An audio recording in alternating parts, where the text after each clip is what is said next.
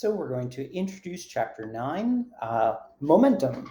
A lot of what we're going to go through in this video are things that you should know from last year, but certainly we're going to expand upon those ideas.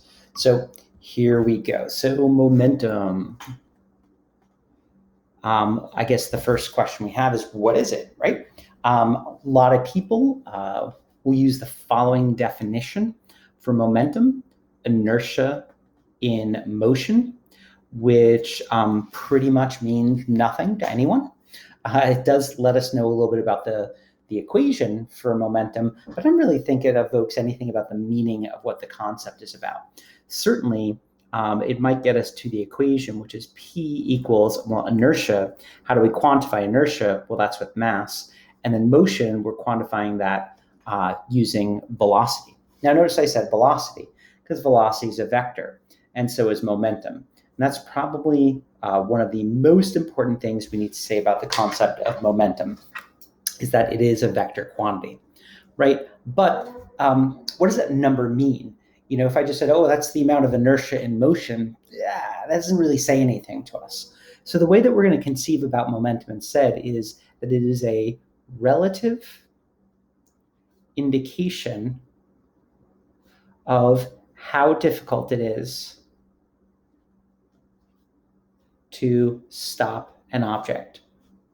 Okay?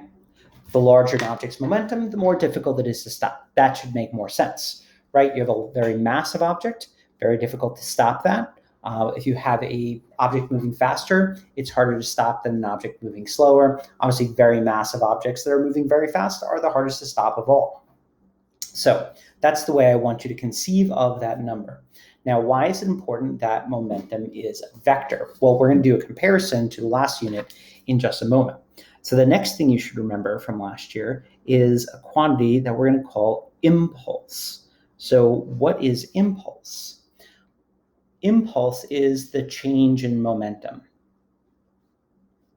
right? The amount and direction by which the momentum changes, right? So the symbol for impulse is delta P. Now, you'll see in some books, they will use capital J. I'm never going to do that because I like delta P, because delta P actually says what the damn thing is. It literally is the change in the object's momentum, which means that this is P final minus P initial. And you'll notice then I am being very liberal with my vector signs just to emphasize that impulse is itself a vector.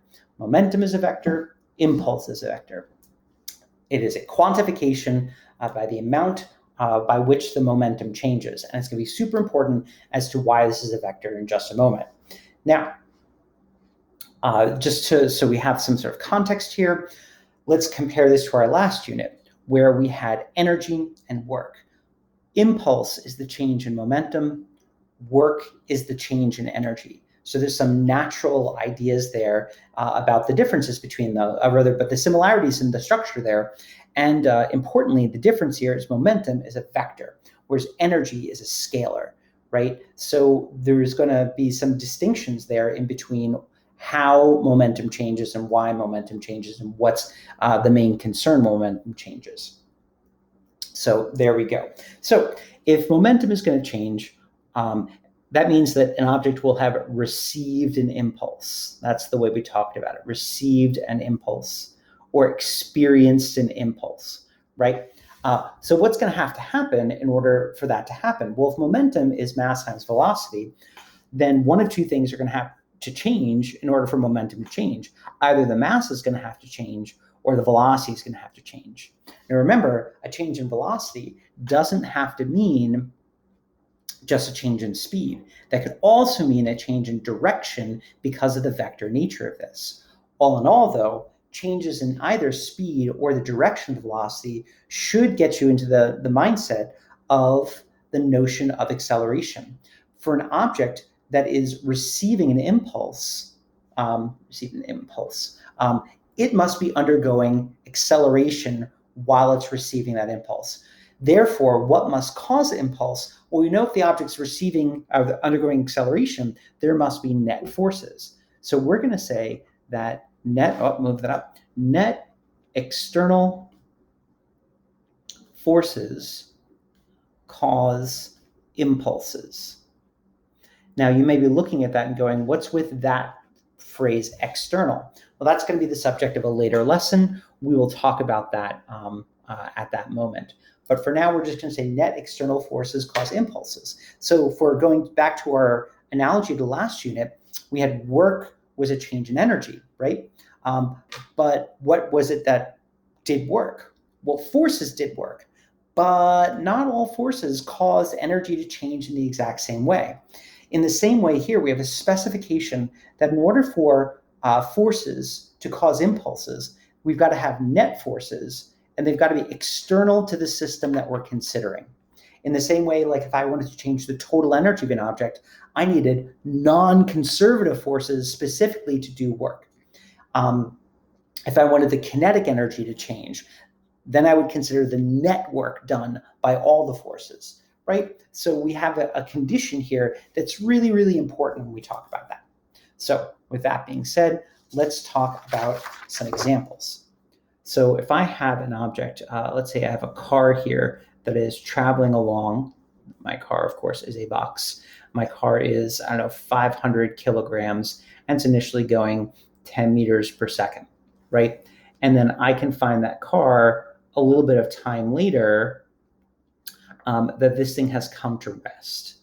So here's my speed of 0 there. And so, well, what happened to cause this car to come to rest? Well, there's a lot of different ways that car could come to rest. So let's talk about some examples. One, I slowly press on the brake, right? As you're supposed to do, right? You slowly put your foot on the brake and you ease yourself to a stop. Or as new drivers often do, you can stomp on the brakes,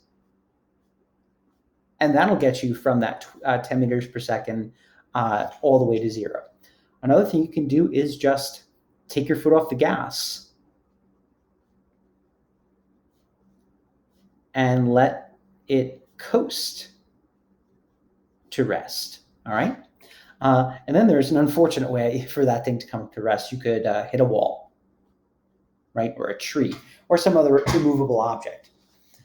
The thing about this is, if we look at the math of this, the initial momentum of the object, and now momentum is a vector, so the very first thing we have to do here is, of course, assign axes and directionality. So I'm going to assign this to be my positive x-axis, right? And so therefore, what is my initial momentum? M times v is 500 kilograms times 10 meters per second, which would be a positive 10 meters per second. And I don't need to specify any further than that because I only have the one axis going on. Hold that in mind because that's going to become important later. And then I've got 5,000 kilogram meters per second. There's your unit for momentum. We'll have a nicer unit for momentum soon enough. And this positive sign here means to the right. We don't want to just leave it as positive. We should always be decoding what the signs of our vector quantities mean, because if I have 2 dimensions, positive could mean positive along the x direction or positive along the y direction, and there could be confusion there. And I don't want any confusion, so I'm going to decode that here.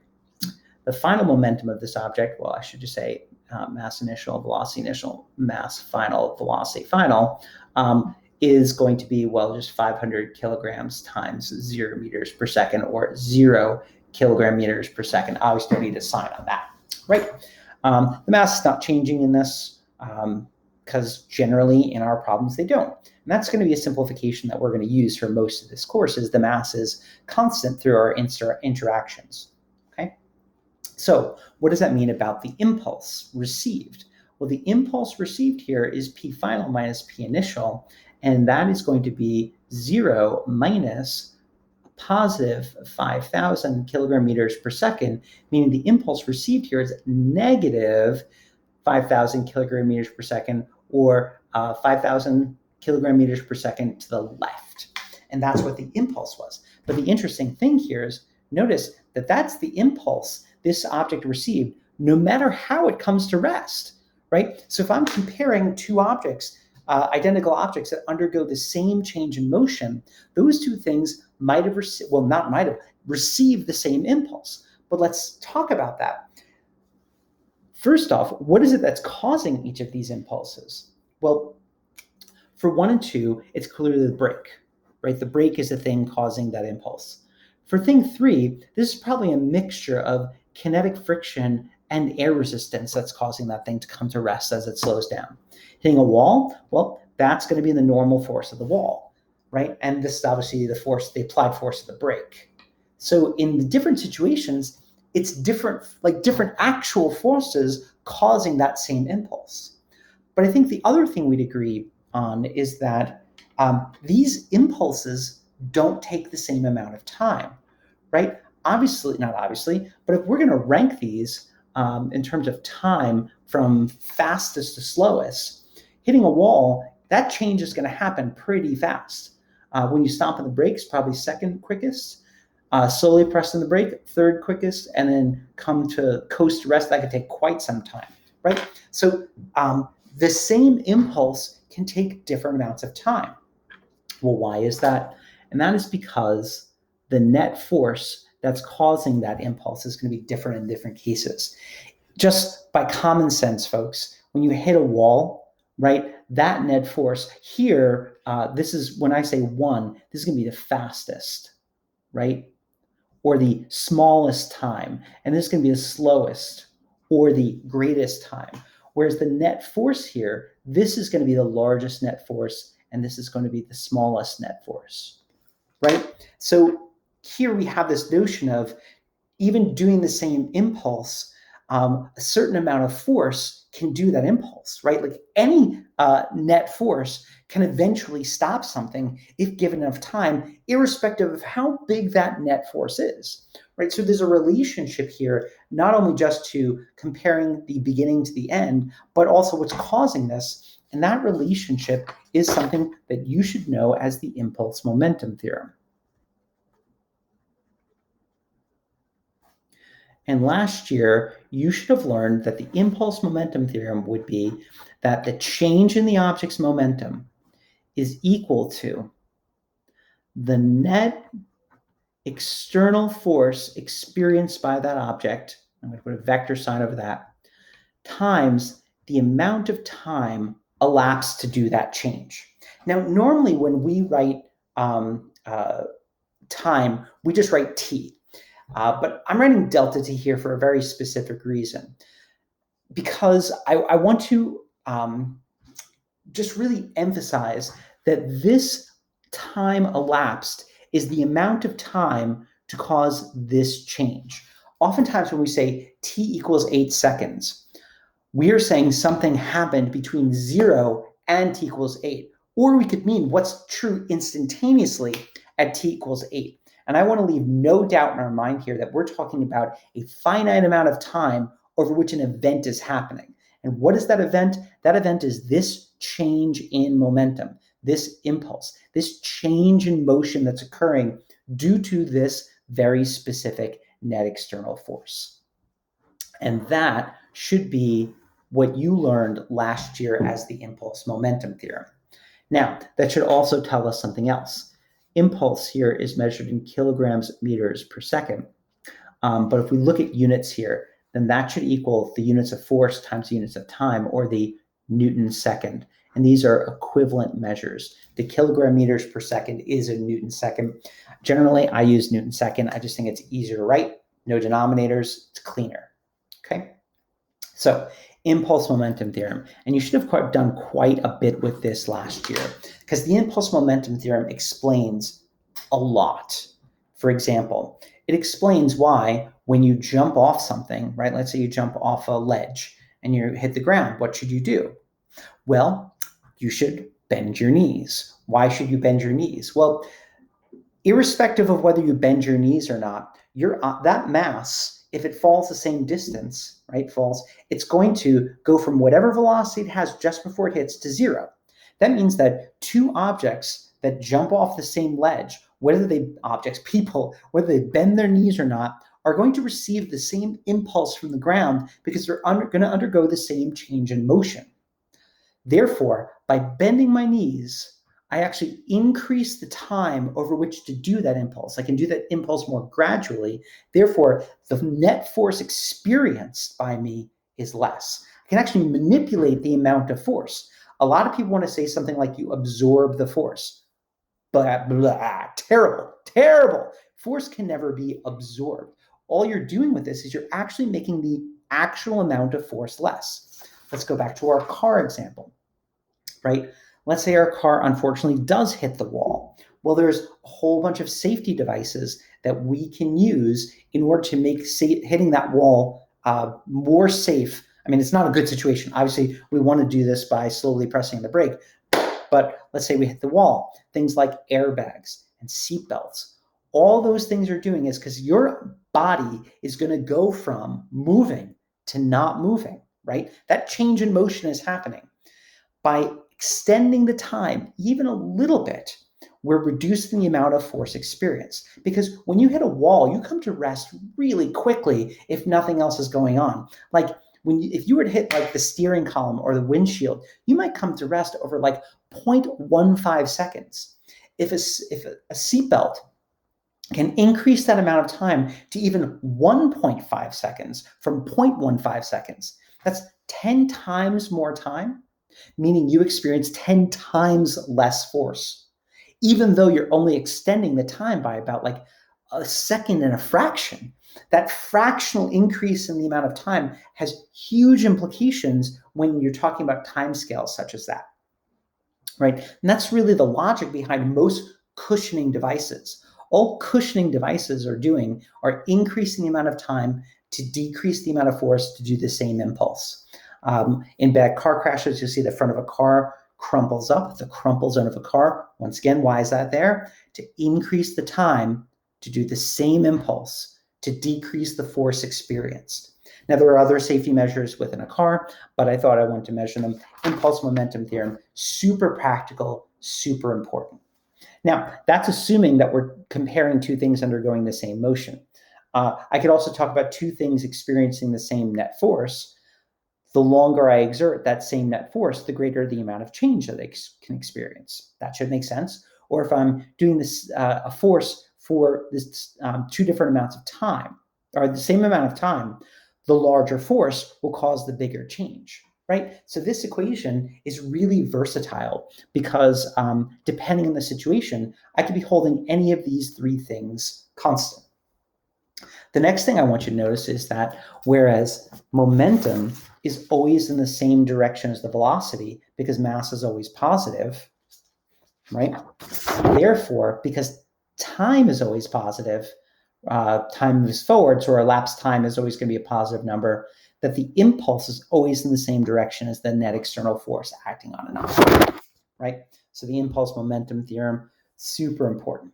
So if I were to do a quick comparison here, folks, let's say I had a car that was initially traveling, say our 500 kilogram car going at 10 meters per second to the right. That's the beginning. Let's say at the end, what happens? Let's see, it's I don't know, hitting a wall, right? Unfortunate. But so we already looked at what happens if that car stops, okay?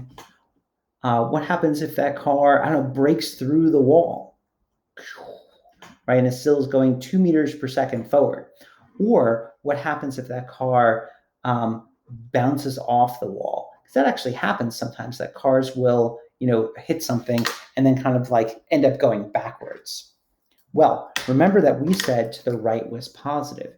In each of those cases, the initial momentum was 5,000 kilogram meters per second or Newton seconds. And I'm going to go positive there to indicate to the right is positive. Here we know that the final momentum is 0. Here the final momentum, well, that's 2 meters per second to the right times our 500 kilograms. So that's 500 kilograms times positive 2 meters per second. So that's going to be a positive 1,000 Newton seconds. Here, because we said to the right's positive, that's negative. So the final momentum is going to be that same quantity, but in the opposite direction. So why is that relevant? Well, in the first instance, we already showed that this thing would receive an impulse of negative 5,000 Newton seconds. Here, if I did this PF minus PI, well, I've got 1,000 Newton seconds minus 5,000 Newton seconds, or negative 4,000 Newton seconds. So here, because the change in motion is not as much, it didn't go from 10 meters per second to 0, it went from 10 meters per second to 2 meters per second, it's receiving a smaller impulse. But notice what happens here.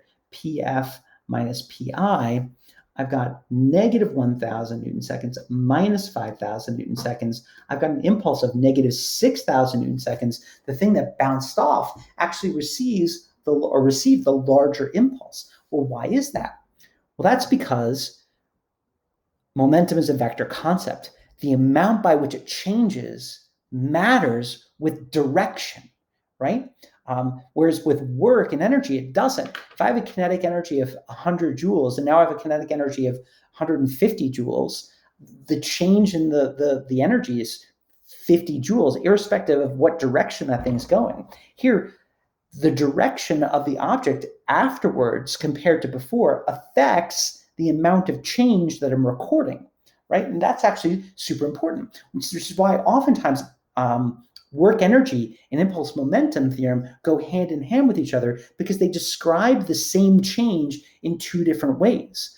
The impulse momentum theorem captures the vector nature of the change, whereas the work energy theorem does not. And so depending on what you care about in a problem, you may end up using one or the other, or both, depending on the context. So there we go. Directionality affects the amount of change, which therefore could affect the amount of force, right? Now, just because something received a larger impulse doesn't necessarily receive a larger force. That's going to depend upon the time. So what time are we talking about here? Well, we're only talking about the time over which the force acts. That's from, in this case, the instant this thing touches the wall to the instant it stops. Here, this would be the instant it touches the wall to when it gets through the wall. Here, the instant it touches the wall to when it is no longer touching the wall, right? So that amount of time is actually a very brief amount of time. And I have no confidence in stating that those three times would be identical. So I literally could not compare the forces received by these things and do anything more than just compare impulses here. Now, if I had a slow motion video, I could then figure out the amount of time in which the car is in contact with the wall and therefore say something about the force. So let's go to that a little bit more. Let's say something about the force, and I want to show you a video. Okay, let me pop that up. Right, you may have seen this video last year of the golf ball hitting this steel frame. Now, to be fair, this is a golf ball traveling at 200 miles an hour or so into a steel frame, and we're looking at this at like 50,000 frames per second, I think. It's ridiculous. Okay, but watch what happens there. That golf ball is deforming. I mean, it just gets pulverized, but it eventually snaps back to its original shape. But we never see any of this, right? Because it's happening so fast. So what I want to draw your attention back to is this force. Because if you think about it, notice I've been saying the net force that's stopping it. When a car hits a wall, or when the golf ball hits the plate, that force actually is not constant over time, right? So if we go back to that video, that force starts out as 0 just before it touches the plate. Then when it makes contact, that force gets larger over time, achieves some sort of maximum value. Because if we remember anything about the concept of elasticity, the more the shape is deformed, the greater the force that is doing that deformation. And then it goes back from being deformed to regular shape, meaning that force is getting less that's causing that deformation. So that's just proof that this force is changing through the time interval that we're talking about. So what force is this? Well, that's the lie maybe that we were telling you last year. Because if there is no one force, what that's got to be is the average force, okay? Average force. Or if we're going to graph that, and let's do that, that if I were to graph the force as a function of time, actually I should do 2 axes there. And let's say this is the golf ball hitting this. let's just say to the right is positive. So when the golf ball hits this, it's going to experience a force to the right. So all the forces are going to be positive. That force, if I were to plot it over time, would have a shape that looked like that. As I said, it would increase to some maximum value, and then it would decrease. And it does it in this sort of a shape. And that's generally actually the shape of what happens when things interact. Very rarely in life our force is constant. It's just that the change of the force from zero to whatever quantity is that sort of like steady state force is happening so quick, and you're at the steady state for such a long period of time that we don't tend to look at this increase to the maximum value and decrease in the maximum value. But something like this, which is occurring over such a short time period, and same thing actually for something colliding with the wall, that we really have to take that into account.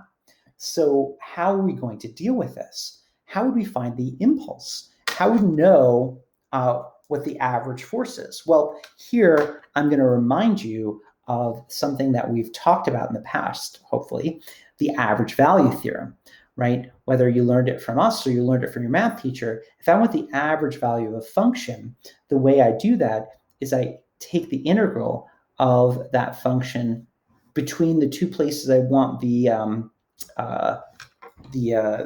average between, and then divide by the interval. That should be very familiar to you as the average value theorem, right? So if I were to look at this here, rather than that, I've got, this is net force, right? So I have the net force as a function of time, and I want the average value of that. What I want to do is integrate that net force as a function of time, but rather than dx, it's going to be dt from t initial to t final over t final minus t initial. Well, if we look at that, then I've got that the integral of f dt from t initial to t final is equal to the average net force times, and that's just a delta t. That should be very familiar, folks, because it's that, meaning that this integral here is actually the impulse, right? Meaning and if we remember anything about integrals, we're just saying that the area under this curve,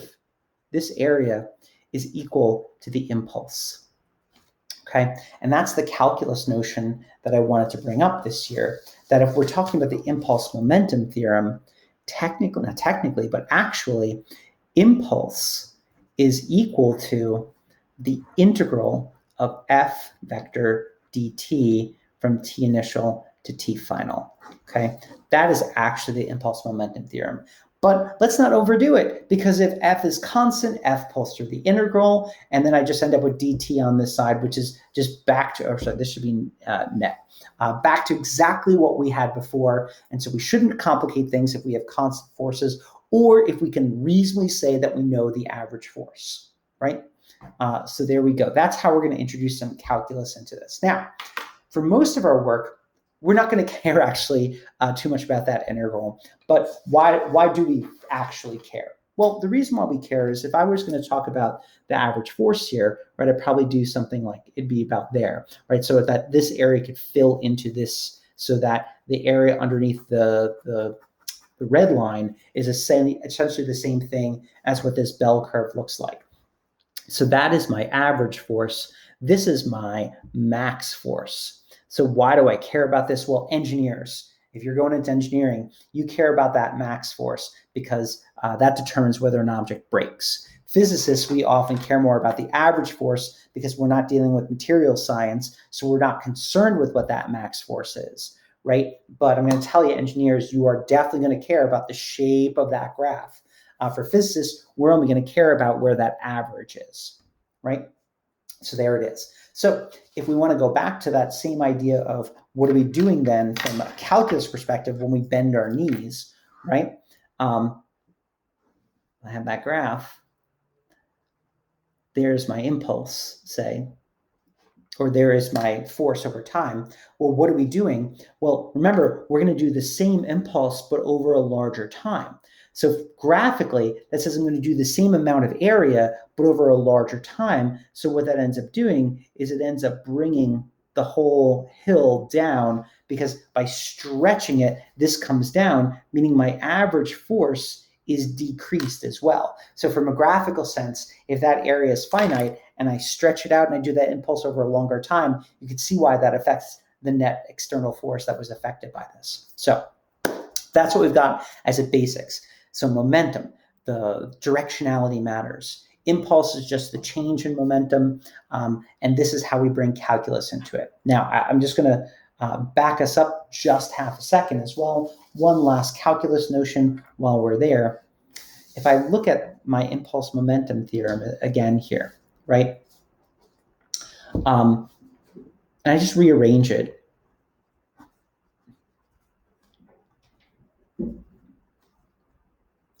that says that the average net external force is the change in momentum per time. If you're looking at that and you're like, hold on a second, that's interesting. If I take the limit of that as delta t approaches 0, this becomes that the derivative of the momentum is the net external force. The average goes to the instantaneous, right? So we have two calculus notions there. So what we're going to do here is we're going to reconceive of net external force as the rate at which momentum changes, which is really interesting because someone might be saying, but hey, F net external equals MA, F net equals MA, right? F net equals MA, that's what we've been saying this entire time. Well, that's been actually a little bit of a lie. Oops, sorry, right? Because what's momentum? Momentum is mv. And then you might be saying to yourself, dv dt is a ma. There you go. Remember, what are you assuming? You're assuming mass is constant. That's actually a product rule, friends. So this is m dv dt plus v dm dt, right? So assuming mass is constant, this second thing goes to 0, but we can't assume mass is constant. Now, in 99.9% of what we're going to do, yeah, we can assume mass is constant, but there are a ton of places where mass is not constant. Think about a rocket taking off. It's ejecting mass out of the back end of it. That mass is decreasing over time. A car just driving along is burning fuel. Its mass is decreasing as a function of time, but that dm/dt is so small that it's not relevant. A balloon, you blow it up and you let it go, it's changing mass over time, and that matters. So this actually, F net external is equal to dp dt. This is actually rightfully what Newton's second law is, and not that MA stuff that we were telling you. But once again, last year, you didn't have the calculus. The concept of a product rule was beyond you, and therefore we just said, good enough. And even this year, from a problem-solving perspective, we're going to pretty much not care about that, but we're getting closer to sophistication here, folks, so we can drop a couple more truths on you. So there you go. There's your introduction to the concept of momentum.